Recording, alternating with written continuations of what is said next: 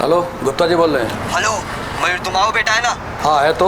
तुम्हारे बेटे को हमने अगवा कर लिया है।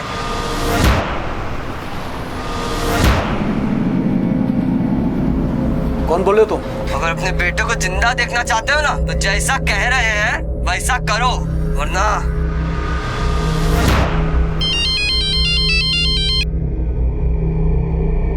हेलो। हेलो। हाँ भाई बोल रहा है। तुम्हारा बेटा दीपक हमारे कब्जे में है, और अगर उसको तुम जिंदा देखना चाहते हो तो जैसा हम कह रहे हैं वैसा करो। लो आ गया फोन। हेलो। विनोद तुम्हारा बेटा है ना? अगर उसे जिंदा देखना चाहते हो तो 15,000 रुपए का इंतजाम कर लो, वरना। अबे कौन बोल रहा है बे? हैं? दिमाग खराब है तुम्हारा? पैसे यहाँ पेड़ पे उगते हैं का? अगर गलती से धरा गया ना तो एक कंटाप देंगे कान के नीचे। चल फोन रख। अरे क्या हुआ? कछु नहीं, आजकल बहुत ज्यादा आवारागर्दी बढ़ गई है कानपुर के लौंडों में। वैसे तुम्हारा सपूत है कहाँ? दिन ढलने से पहले कभी घर में आए हैं जो आज आ जाएंगे? हेलो, कहाँ है विनोद? हाँ थोड़ी देर में आते। जल्दी से घर आ जा, दिन भर आवारागर्दी करते रहता है। ऐसे कपूत से तो निसंतान रहना भला।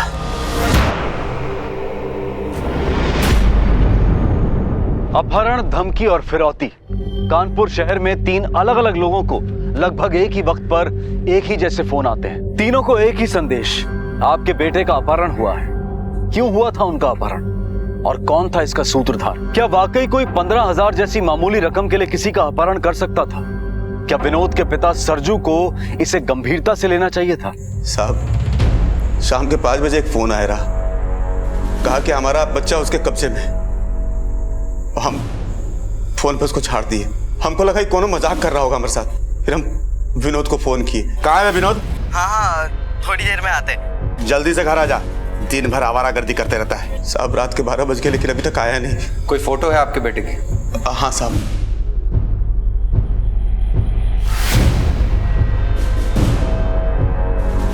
नंबर क्या है बेटे का? 4433। फोन आया शाम को 5 बजे, थाने आए रात के 12 बजे। साहब हम सोचे कि कोई 15,000 के लिए हमारे बेटे का अपहरण काहे करेगा? क्या 15,000? हाँ साहब, वो भी एक दर्जी के बेटे का। हम आसपास में लोगों से पूछताछ भी किए लेकिन कुछ पता नहीं चला। साहब हमारी मदद कीजिए साहब, कुछ भी करके हमारे बेटे को ढूंढ दीजिए। कौन से स्कूल में पढ़ता है? शासकीय उच्चतर माध्यमिक विद्यालय स्वरूप नगर में है ना। उसके दोस्त कौन कौन है? उसके सारे दोस्तों के बारे में तो हम नहीं जानते हैं ना। हाँ, वो दीपक और मयूर। इनकी शिकायत दर्ज करो। सर। कोई 15,000 रुपए मांगता है, बाप डांट देता है। उसके बाद उसकी अपने बेटे से बात भी होती है। बेटा कहता है कि वो घर आ रहा है, लेकिन फिर ना बेटा घर आता है और ना कोई फिरौती का कॉल। सर 15,000 रुपए के लिए बहुत मामूली रकम है, वो भी एक टेलर से। फिरौती का फोन जिस नंबर से आया था उस नंबर को ट्रेस करो और उसकी लोकेशन का पता करो। सर विनोद के फोन पर लगातार फोन करते रहो और उसकी लास्ट लोकेशन पता करो। कल सुबह स्कूल जाकर उसके दोस्तों से मिलना पड़ेगा।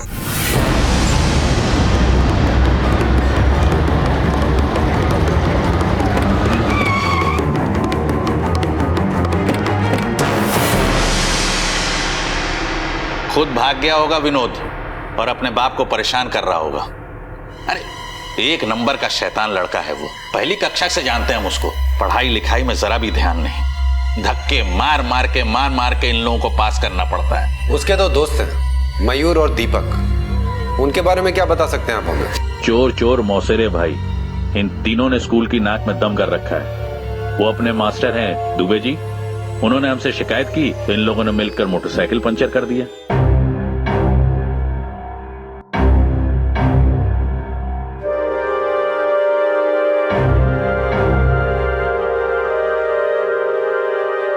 मानते हैं कि 15-16 साल की उम्र में लड़के शरारती होते हैं, लेकिन इनकी शरारतों का तो कोई अंत ही नहीं है।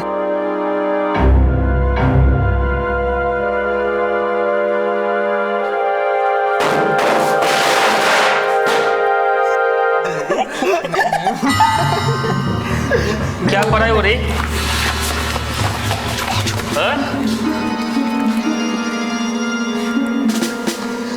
से पढ़ाई हो रही। चलो अब तो हेड मास्टर के हाथ के डंडे पड़ेंगे। चलो चलो सॉरी ना सर। चलो माफी सर प्लीज अरे चल। सर हम अंदर आ सकते हैं? लो आगे दीपक, और इनके पिताजी को भी हमने बुलाया है। नमस्ते सर। अब ये बताओ कि तुम्हारे दोस्त मयूर गुप्ता और विनोद सोलंकी कहाँ पर हैं? सर वो तो आज नहीं आए। विनोद सोलंकी का अपहरण हो गया है। अपहरण? फिर सर कल तो वो मेरे साथ ही था सर। ठीक ठीक बताओ, नहीं तो हमारे डंडे तो खा चुके हो, अब पुलिस की मार खाओगे तो नानी याद आ जाएगी। सर मैं सच बता रहा हूँ सर। प्रिंसिपल साहब, फिर क्या किया इसने? फिर कोई शैतानी किया क्या? नहीं। अरे तुम पढ़ने आता है? नहीं तुम जीने देगा कि नहीं जीने देगा हमको? अरे एक मिनट शांत हो जाइए आप। इसका दोस्त है विनोद सोलंकी, कल से गायब है। उसके घर पे फिरौती के लिए फोन भी आया था शाम को। एक मिनट साहब, फोन तो हमको भी आया था। तुम्हारा बेटा दीपक हमारे कब्जे में है, और अगर उसको तुम जिंदा देखना चाहते हो तो जैसा हम कह रहे हैं वैसा करो।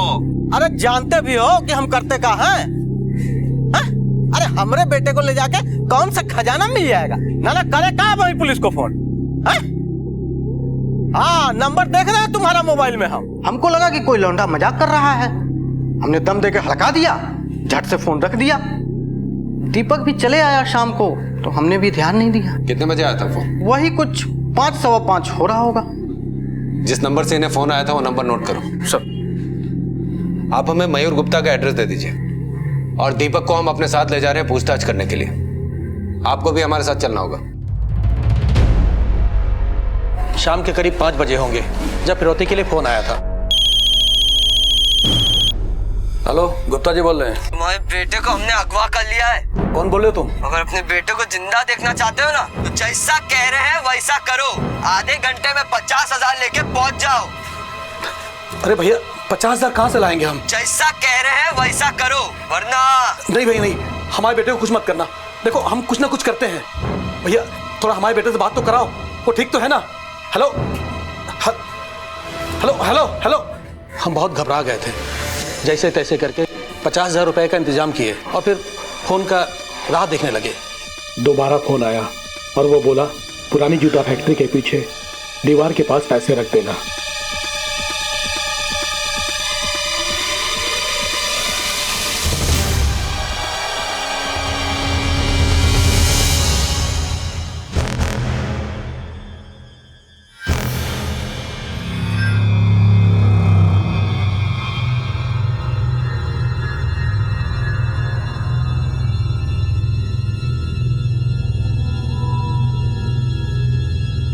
अब फिर थोड़ी देर बाद एक घर आ गया। हम इसको पूछे कि कहाँ था, कौन लेके गया था, तो ये बोला कि दीपक के साथ था, इसका अपहरण नहीं हुआ था। तो हम बोले अरे गधा, तो तुम्हारा फोन क्यों बंद था? तो ये बोला कि फोन का बैटरी खत्म हो गया। इतना सब कुछ हो गया और आपने पुलिस में रिपोर्ट नहीं की? तो साहब हम सोचे कि बच्चा सही सलामत घर आ गया है तो अब जो पैसा गया सो गया, अब काहे मुसीबत मोल ले। अगर उस वक्त फोन करते तो ना पैसा जाता ना विनोद गायब होता। ऐसी बातों से मुजरिमों को बढ़ावा मिलता है। अब पुलिस स्टेशन आके रिपोर्ट दर्ज करवाइए आप, और इन दोनों को हमारे साथ चलना होगा। लेकिन पूछताछ करनी है इनसे। ये कहानी शुरू हुई थी एक 15 साल के लड़के विनोद के घर ना लौटने से, और अब पुलिस के सामने एक और पहलू आया था। जिन 3 बच्चों के अपहरण के फोन आए थे वो तीनों दोस्त थे और बेहद शरारती थे। अपहरणकर्ता ने मयूर को वापस भेज दिया था, जिसके लिए उसके पिता अशोक गुप्ता ने फिरौती की रकम दी थी। दूसरा बच्चा दीपक भी घर लौट आया था, हालांकि उसके पिता बंसी ने फिरौती की रकम नहीं दी थी। तो फिर तीसरा बच्चा विनोद अब तक घर क्यों नहीं लौटा था? क्या वो अपहरणकर्ता के पास ही था? आखिर मकसद क्या था और कौन था ये अपहरणकर्ता? अशोक गुप्ता अगर सही वक्त पर इस अपहरणकर्ता की जानकारी पुलिस को दे देते तो शायद विनोद भी आज अपने दोस्तों की तरह घर पर होता। शायद पुलिस विनोद की कुछ मदद कर पाती। सर मयूर, विनोद और दीपक ये तीनों दोस्त हैं। इनमें से हर एक के पिता को फिरौती के लिए फोन जाता है और रकम मांगी जाती है 15,000 और 50,000, जिसकी जितनी हैसियत। मतलब साफ है सर, इनमें से कोई है जो इन तीनों परिवारों को जानता है। अशोक गुप्ता ने फिरौती की रकम जहां पर रखी थी तुम वहां पर जाकर पूछताछ कर। मैं दीपक और मयूर से बात करता हूँ। सर तो तुम लोग हमेशा साथ में रहते हो? जी हाँ सर। कल शाम को भी साथ में थे? जी सर। कहाँ पर और किस वक्त? कल स्कूल से साथ ही निकले थे हम। और फिर वहां से कहाँ गए? सर हम तीनों अपने अड्डे पर अड्डा? सर स्कूल के पीछे मंदिर है ना, तो वहाँ रोज तलैये पे जाके बैठते थे। कल शाम को जब तुम लोग वहां पर गए थे तो तुम्हारे साथ कौन कौन था वहां पर? हम, दीपक, विनोद और संजू भैया। ये संजू कौन है? संजू भैया गैराज में काम करते हैं। तुम लोगों के दोस्त हैं? नहीं सर, हमारे दोस्त नहीं, विनोद के दोस्त हैं, और हमारे स्कूल को 5 साल पहले छोड़ भी चुके थे। लेकिन जो कहिए सर, संजू भैया हैं एक नंबर के जुगाड़ू।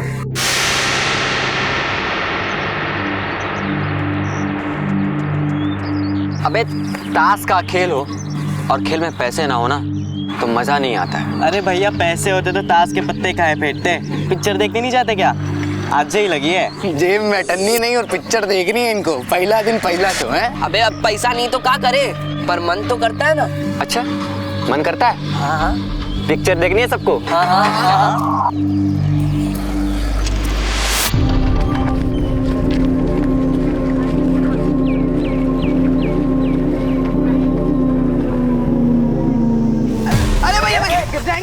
अरे तो गिर जाओ ना, इसमें क्या होता है? गिर जाएंगे नीचे।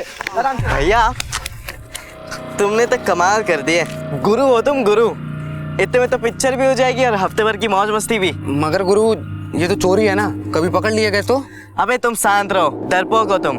चलो भैया पिक्चर चलते हैं, लेकिन एक सिगरेट तो मार लेने दो हमको। तो सिगरेट लो तुम भी पियो। घर जाके मार खानी है का? अरे एक कस में क्या होता है, मुंह से महक गई तो? तुम रहने दो। भैया माहिर थे पैसे बनाने में, एक से बढ़कर एक आइडिया पता नहीं उनके दिमाग में कहाँ से आते रहते थे। और विनोद भी उनके साथ मिलकर ऐसी जुगाड़े करने लगा था। बहुत भूख लगी है यार, समोसे खाने की इच्छा हो रही है, लेकिन साला जेब तो कल ही खाली हो गया था।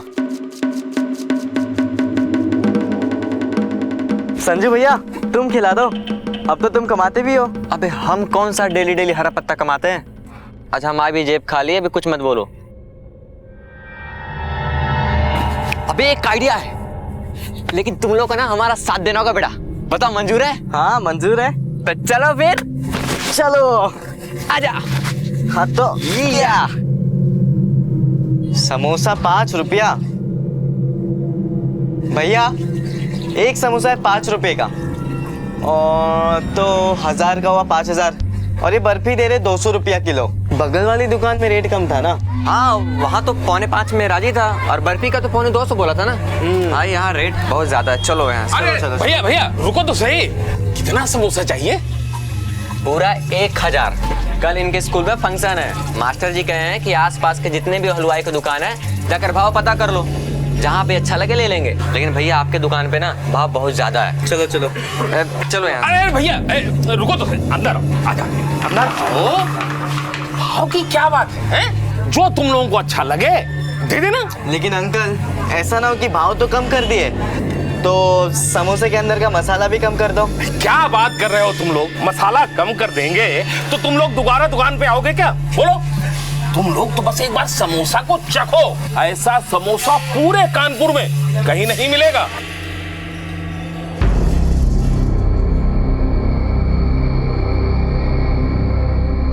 हाँ तो समोसा बढ़िया है ना? हैं?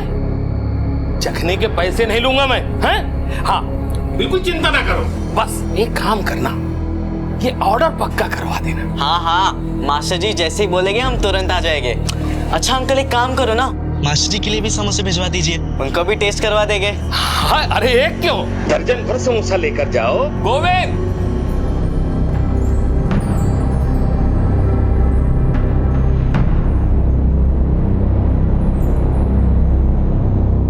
विनोद और संजू भैया दोनों का दिमाग ऐसा चलता था सर कि पूछिए मत। अच्छा, अगर वो लोग ऐसे थे तो तुम लोग कौन से भोले भंडारी हो? वो आइडिया लेकर आते थे तो मस्ती तुम लोग भी करते थे ना? नहीं सर हम तो उसे समझाते थे कि चोरी करना गलत बात है, पर वो मानता ही नहीं था। अच्छा, इस विनोद से तुम लोग आखिरी बार कब मिले थे? सर कल शाम को अपने अड्डे पर तलैया के किनारे।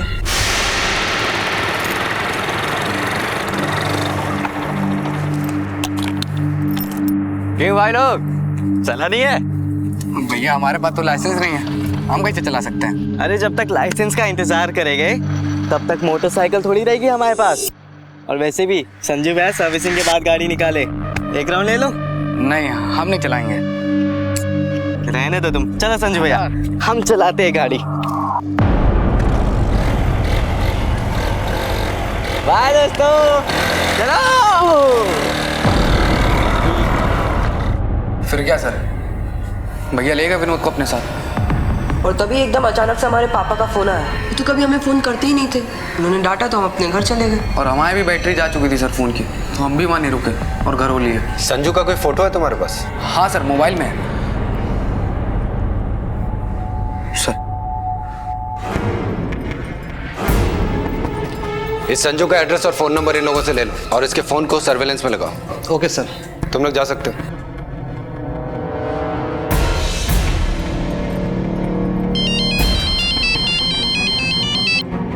हाँ यादव बोलो। सर उस बाइक का सीसीटीवी फुटेज मिल गया है।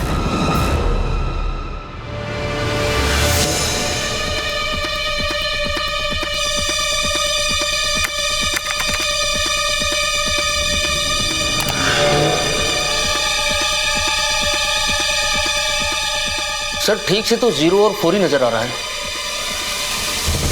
आरटीओ से इस कलर के सारे मोटरसाइकिल्स के रजिस्ट्रेशन डिटेल्स निकलवाओ जिनका नंबर 04 में एंड होता है। और इस संजू के बारे में सब कुछ पता लगाओ, कहाँ रहता है, किस गैरेज में काम करता है। इस विनोद का भी अभी तक कुछ पता नहीं चला। और ये विनोद आखिरी बार संजू के साथ दिखाई दिया था। सर हो सकता है कि विनोद को संजू ने कहीं छुपा रखा हो।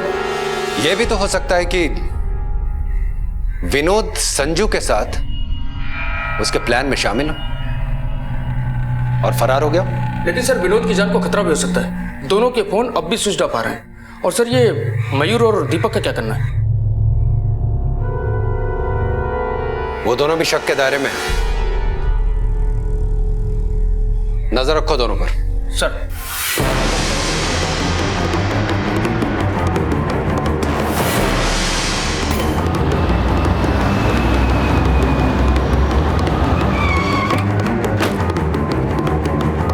संजू यहाँ काम करता है? संजू? हाँ साहब। कहाँ बात है साहब? कहाँ है वो? वो आगरा गया है किसी को छोड़ने के लिए। आगरा गया किसी को छोड़ने? हाँ वो ड्राइवरी करता है ना साहब। किसके साथ गया है? ये तो नहीं मालूम है साहब, वो तो यहाँ पे दिहाड़ी पे काम करता है ना साहब, बोल के चला जाता है। अब हम नहीं पूछते हैं ना कि किसके साथ जाता है वो जैसे आता है हमें तुरंत इन्फॉर्म करो। हाँ साहब।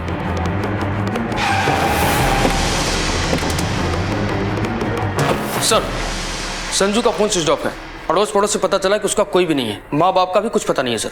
आगरा गया किसी फैमिली के साथ। दीपक और मयूर की आखिरी कॉल लोकेशन के बारे में कुछ पता चला? सर दोनों उस वक्त तालाब पे ही थे।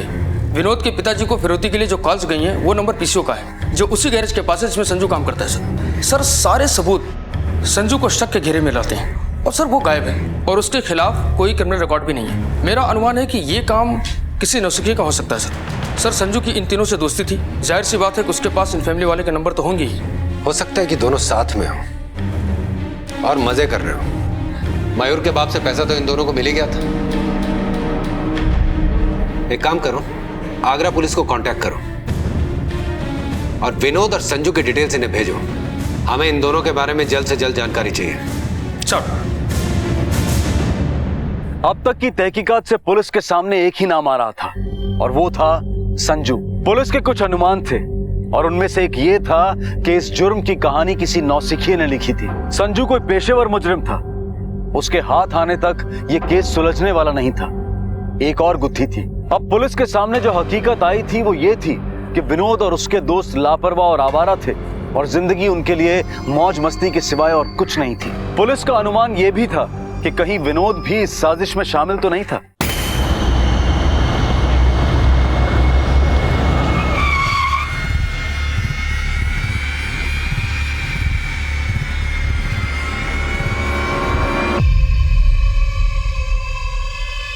चलो विजय हटो प्लीज। सेट विजय हटो।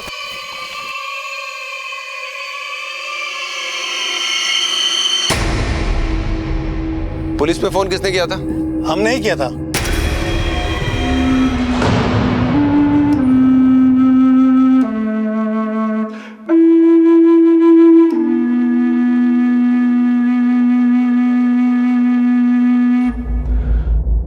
विनोद के सर में गहरी चोट के निशान है और गले पे स्ट्रेंगुलेशन के निशान। सिर पे चोट है किसी भारी चीज से की गई है और गले का जो स्ट्रेंगुलेशन है वो किसी बेल्ट या बेल्ट जैसी चौड़ी चीज से की गई है। मौत कितने बजे हुई है? मौत 24 घंटे पहले हो चुकी है।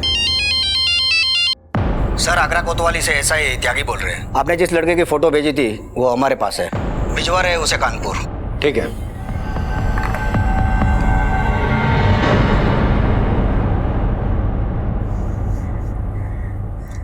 हमेशा उसको छिड़कते रहे, डांटते रहे उसको, नालायक कहते थे। अभी कहते कि ऐसी औलाद से तो निसलताल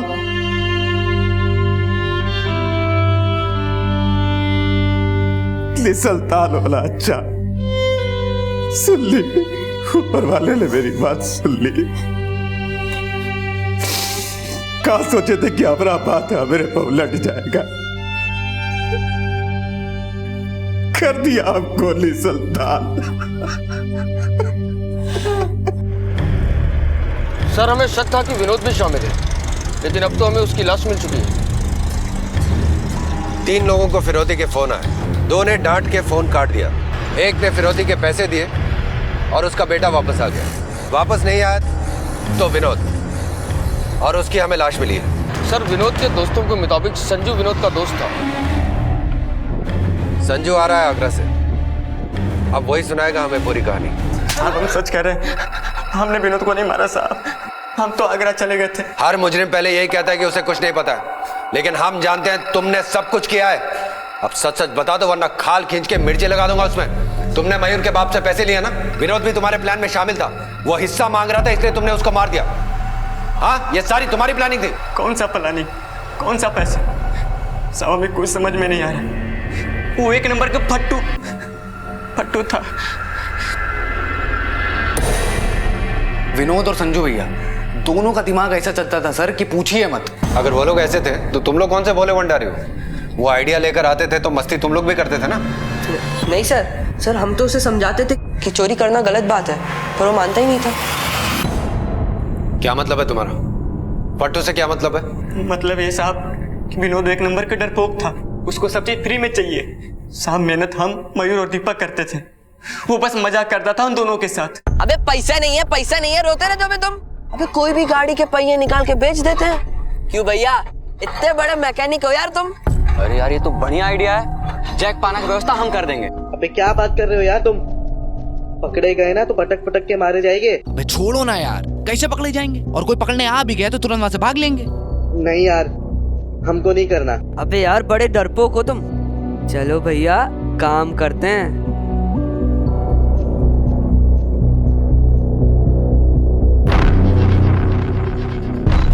बहुत जोर की भूख लगी है यार, समोसे खाने की इच्छा हो रही है। संजू भैया कुछ खिला दो ना। अबे हम कौन सा डेली हरा पत्ता कमाते हैं? अभी हमारी जेब खाली है, अभी कुछ मत बोलो। एक आइडिया है, मगर बेटा तुम लोग को ना हमारा साथ देना होगा। बोलो मंजूर है? हाँ, मंजूर है। अरे संजू भैया, 5 रुपए का एक समोसा तो 1000 हुए 5000 के, और ये बर्फी दे रहा है 200 रुपए किलो। अरे वो बाजू वाली दुकान में तो रेट कम था ना। तो चलो भैया, फिर वहीं चलते हैं। हाँ चलो यार, चलो। कितना समोसा चाहिए? लेकिन भैया आपके दुकान पे भाव बहुत ज्यादा है, चलते हैं। अरे रुको, अंदर आओ। अरे भैया, भाव की क्या बात है, जो तुम लोगों को अच्छा लगे दे देना। अंकल जी, ऐसा ना हो कि भाव के साथ साथ समोसे का मसाला भी कम हो जाए। क्या बात कर रहे हो तुम लोग? अरे समोसे का मसाला कम कर देंगे तो दोबारा दुकान पे आओगे तुम लोग? नहीं ना, कभी नहीं। एक बार हमारी दुकान का समोसा चख के तो देखो, ऐसा समोसा पूरे कानपुर में कहीं नहीं मिलेगा। हाँ,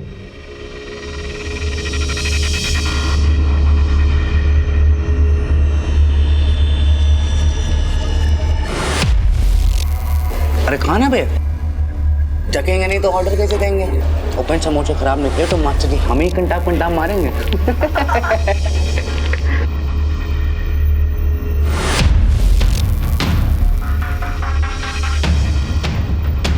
मयूर की बाप के साथ बिल्कुल नहीं पड़ती थी, क्योंकि मयूर को पैसे चाहिए थे। उसको हमेशा पैसा की जरूरत पड़ती थी और बाप उसका पैसा देता नहीं था, क्योंकि साहब वो लौंडिया के चक्कर में पड़ा था और वो दिन रात उसी लौंडिया में पैसा छिड़कता रहता। यार एक तो एक हमारा बाप एक नंबर का कंजूस है, हर बार पैसे देने में बहाने बना देता है। अब संगीता ने पार्टी मांगी है तो पैसे तो चाहिए ना। अब हमने भी सोच लिया है गुरु, सीधी उंगली से अगर घी नहीं निकलेगा तो उंगली टेढ़ी करके ही निकालेंगे।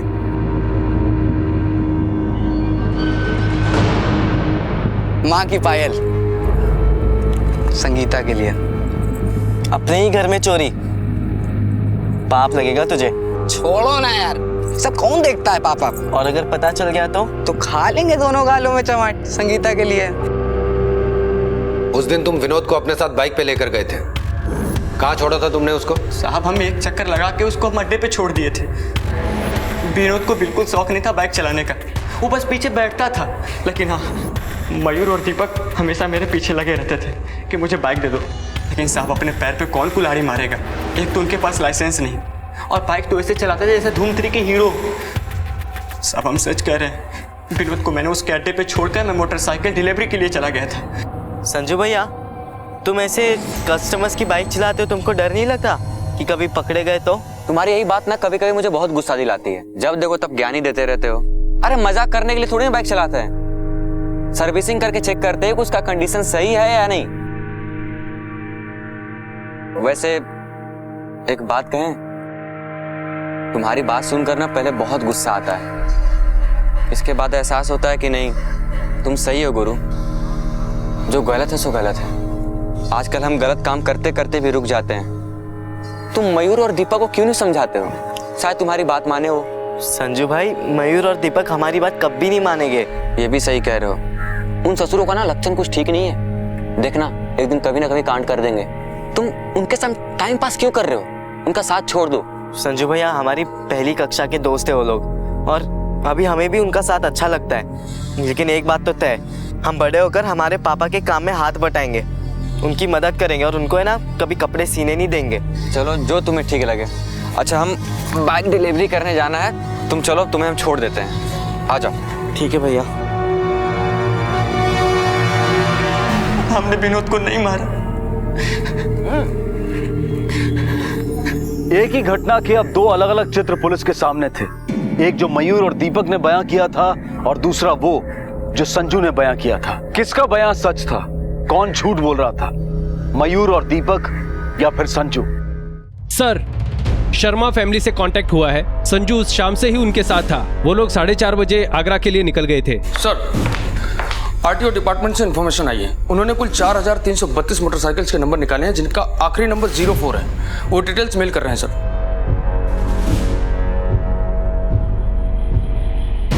4332 में से ब्लू और सिल्वर रंग की बाइक है 2015, और जिस कंपनी की वो मोटरसाइकिल थी उस तरह की है 115। अब इन 115 में से हमें वो बाइक ढूंढ निकालनी है जो हमने सीसीटीवी फुटेज में देखी थी। Yes sir.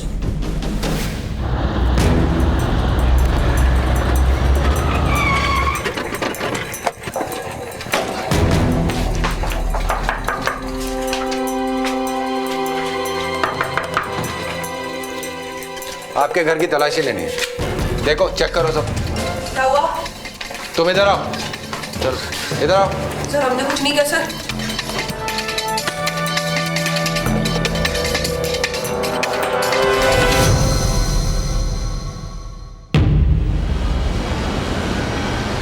वहां देखो। सर, ये देखिए, इसके बैंक से पैसे मिले। यादव, ये एड्रेस देखो। ये एड्रेस तो दीपक के पास वाले घर का है। सर, हमने कुछ नहीं किया सर। अम्मा, हम सच कह रहे हैं। हमें ये पता चल गया है कि तुम कौन सी बाइक लेके ये फिरौती के पैसे लेने गए थे। सामने वाले घर की बाइक थी वो, और तुम्हारे साथ मयूर भी था, है ना?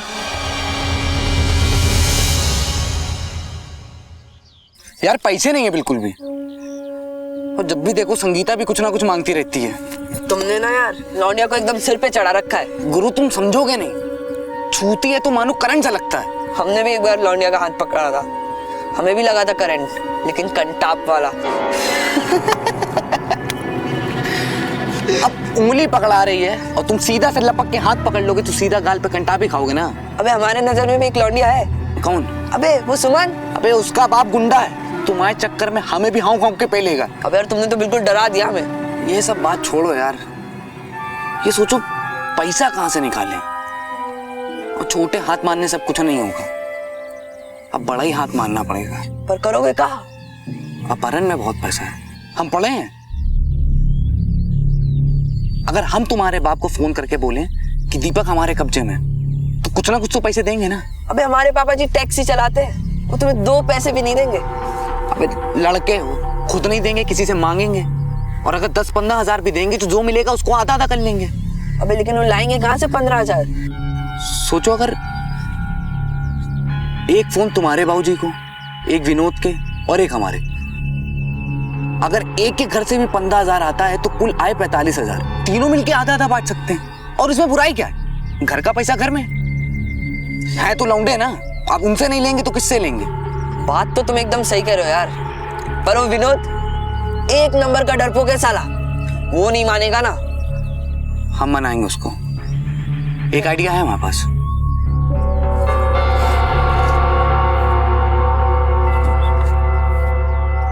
अबे क्या हुआ, मोटरसाइकिल सीख ली तूने? नहीं, संजू भैया को गाड़ी देने में देरी हो रही थी, और वैसे भी हमको तो पीछे बैठने में ही मजा आता है। तुम साले कब बड़े हो गए पता नहीं। अच्छा सुनो, हम और दीपक आपस में बतिया रहे थे कि क्या हमारे तीनों के बाप को तो हमारी कोई खास फिक्र तो है नहीं, तो क्यों ना इसी बहाने अपने घर पे फोन किया जाए और कहा जाए कि आपका बेटा हमारे कब्जे में है। देखते हैं किसके घर से कितना पैसा आ जाता है। नहीं नहीं, तुम लोग पागल हो गए हो क्या? अरे इसी बहाने पता तो चलेगा किसका बाप अपने बेटे से कितना प्यार करता है। और कहीं पता चल गया तो अपने फोन से थोड़ी करेंगे, पीसीओ से करेंगे फोन। सही तो कह रहा है बे। नहीं यार, मुझे डर लग रहा है। अबे कछु नहीं होगा बे। अबे हम दोनों तो है ना तुम्हारे साथ। चलो ना।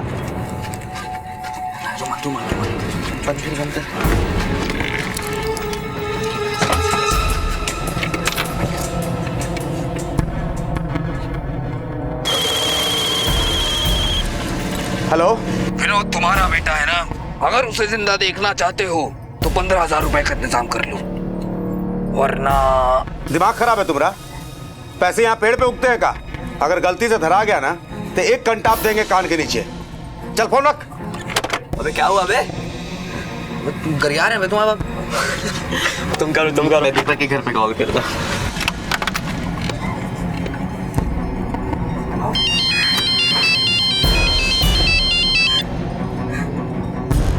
हेलो हेलो, तुम्हारा बेटा दीपक हमारे कब्जे में है, और अगर उसको तुम जिंदा देखना चाहते हो तो जैसा हम कह रहे हैं वैसा करो। अरे जानते भी हो कि हम करते का हैं? अरे हमरे बेटे को ले जाके कौन सा खजाना मिल जाएगा? ना करे कहा वही पुलिस को फोन है? हाँ, नंबर देख रहे हैं तुम्हारा मोबाइल में हम। क्या हुआ? कैसा बाप है बे, मना कर रहा है, यकीन ही नहीं कर रहा है। अबे रुको बे, अब तुम्हारे बाप को करते हैं। सिक्का तो दो।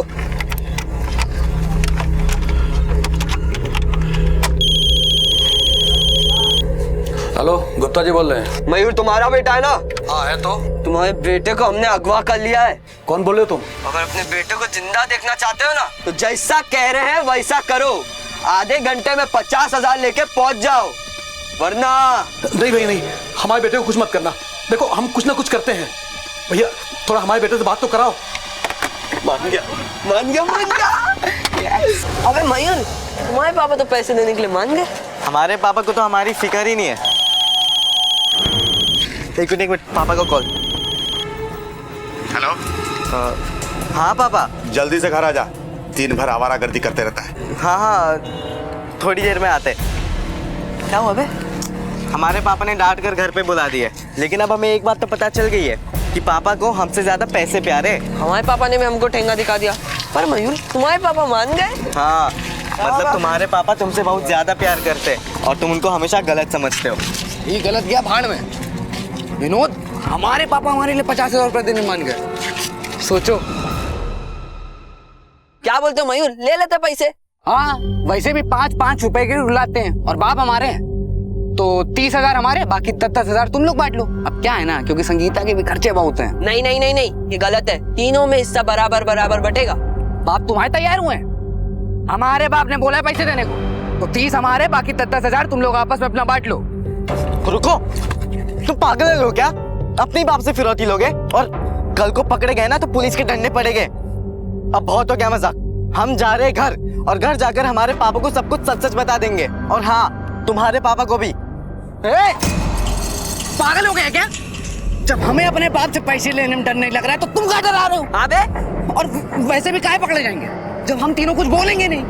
नहीं नहीं, हमको डर लग रहा है। इसमें ना वो पुलिस का चक्कर होगा, हम बताए दे रहे हैं। हम नहीं होने देंगे विनोद। हम फोन लगा रहे हैं अभी। अरे हम तुमसे बोले कुछ नहीं होगा यार। हमको फोन लगाने का। मेरी बात यकीन करो विनोद। हम फोन कर देंगे। नहीं, बोलेगा हम फोन कर रहे हैं तुमसे। हम बोल रहे हैं विनोद।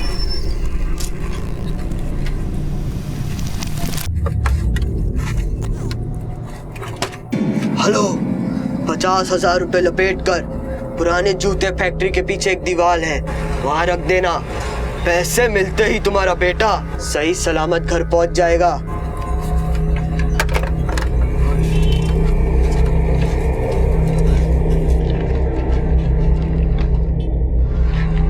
अबे सुनो, पैसे लेने कौन जाएगा बे? अबे चिल्लाओ मत, धीरे बोलो। पैसे लेने कौन जाएगा? तुम और कौन? हम जाएंगे तो हमारे बाप हमें पहचान जाएंगे, और तुम जाओगे कैसे? संजू भैया, उनकी मोटरसाइकिल ले जाए। संजू भैया कस्टमर की गाड़ी कभी नहीं देते। हमारे सामने वाले घर पे ना एक मोटरसाइकिल खड़ी रहती है, वो कभी चालू भी नहीं करते। हमने किए 1-2 बार चालू, वही ले जाए। अब तो वही लेके चले जाओ ना। और सुनो, हेलमेट पहन लेना और इसके ऊपर कुछ डाल लेना, नहीं तो हमारे बाप तुम्हें पहचान जाएंगे। ठीक है, लिख लो।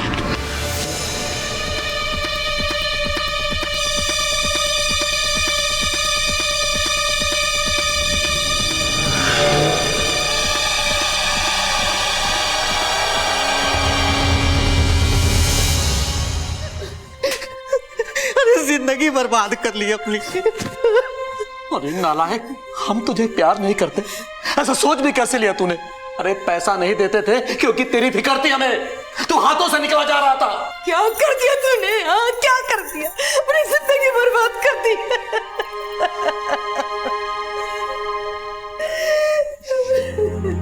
सिर्फ अबले अपना बच्चा नहीं खोए, आज इन सबले अपना बच्चा खो दिया।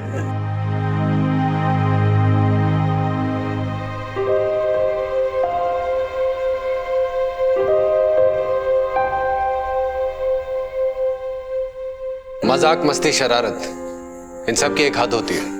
तुम दोनों ने वो हद पार कर दी। तुमने सिर्फ अपने दोस्त का खून नहीं किया, बल्कि दोस्ती का भी गला घोंट दिया।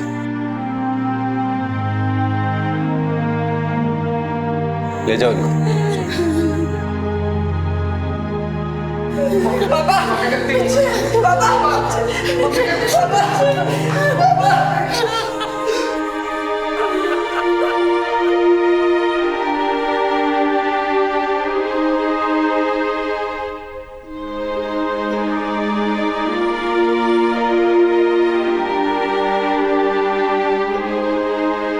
कानपुर पुलिस ने कड़ी मेहनत और अपनी सूझबूझ से इस केस को बहुत जल्द सुलझा लिया। मुजरिम पेशेवर नहीं बल्कि नौसिखिए थे। वो दोनों ही टीनेज यानी कि किशोर अवस्था में थे। मयूर और दीपक इस जुर्म के सूत्रधार थे। ये जुर्म शुरू हुआ था एक खेल की तरह, और खेल ही खेल में 2 टीनेज बच्चों ने अपने एक दोस्त की जान ले ली। टीनेज या किशोर अवस्था, जिसमें वो ना बच्चे होते हैं ना बड़े। वो उम्र की ऐसी दहलीज पर खड़े होते हैं जहां उनकी समझ पूरी तरह से अभी विकसित नहीं हुई होती। आंकड़े बताते हैं कि इन दिनों टीनेजर्स द्वारा किए गए जुर्म की संख्या बढ़ती जा रही है। पढ़े लिखे बच्चे भी मस्ती और थ्रिल के लिए जुर्म कर बैठते हैं। आखिर ऐसा क्या है इस उम्र में कि बच्चे गुमराह हो जाते हैं? इस उम्र में बच्चे अगर किसी ऐसे अडल्ट, ऐसे बड़े के संपर्क में आते हैं जो थ्रिल के लिए छोटे मोटे जुर्म करता हो, तो टीनेज बच्चे उसके प्रति आकर्षित हो जाते हैं। इस केस की चार्जशीट में शायद संजू का नाम ना हो, लेकिन मयूर और दीपक को गुमराह करने में उसका बहुत बड़ा हाथ था। इस उम्र में माँ बाप का अपने बच्चों को वक्त देना, उनके अच्छे बुरे को समझना बेहद जरूरी है। इस केस में भी अगर माँ बाप और बच्चों के बीच में ऐसा संवाद, ऐसा कम्युनिकेशन हुआ होता तो शायद ये जुर्म होता ही नहीं। मयूर और दीपक के खिलाफ पुलिस ने जुवेनाइल एक्ट के तहत चार्जशीट फाइल कर दी है। जुवेनाइल क्राइम आज के दौर की एक गंभीर समस्या है। जरूरी है कि हम इसकी गंभीरता को समझें और इसे एक जुर्म की तरह से नहीं बल्कि एक सामाजिक समस्या की तरह से देखें। संवाद बेहद जरूरी है उम्र की उस दहलीज पर खड़े बच्चों से जो ना बच्चे हैं ना बड़े। इसी विचार के साथ मैं अनूप सोनी आपसे विदा लेता हूं। फिर मुलाकात होगी अगले एपिसोड में एक और चौंका देने वाले केस के साथ। तब तक अपना और अपने परिवार का ख्याल रखें और देखते रहें क्राइम पेट्रोल डायल 100। सबक एक को सीख हम सबको।